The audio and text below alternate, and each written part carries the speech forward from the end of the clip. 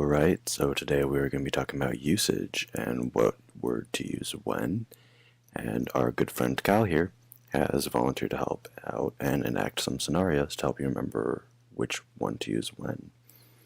So the first thing we're going to talk about is when to use affect with an A versus effect with an E.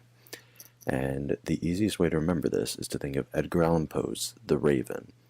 And Raven will stand for remember, affect, verb, effect, noun.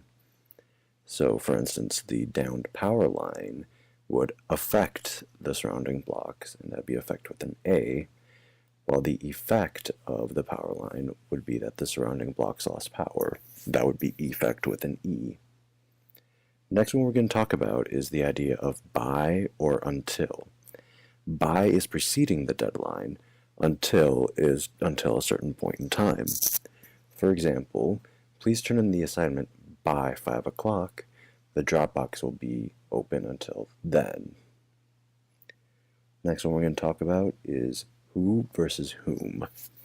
And probably the easiest way to identify when to use who or whom is to think of the idea that whom will follow a preposition, such as to whom it may concern, whereas who will be the subject of the sentence, such as who is this letter addressed to. Next one we're going to talk about will be lay versus lie. The easiest way to think of this is lay is something forceful, while lie is on its own accord. So you lie down on the sofa because you are willingly lying down, while you will lay your phone on the counter because you are doing the action of laying it down. The next one we're going to talk about is were versus was, and it all deals with the idea of past subjunctive.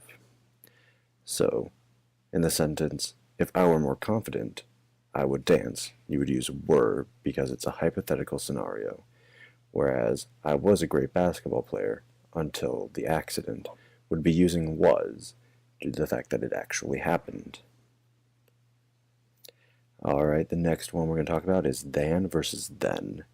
Than is used for comparison, such as I am taller than my mother, while then would be used for time and telling in what order things happened, such as I went to the store and then I went back home. Alright, thank you guys for paying attention and listening up, and make sure you thank Kyle here for helping out and helping us better understand when to use some of these terms. Created using Powtoon.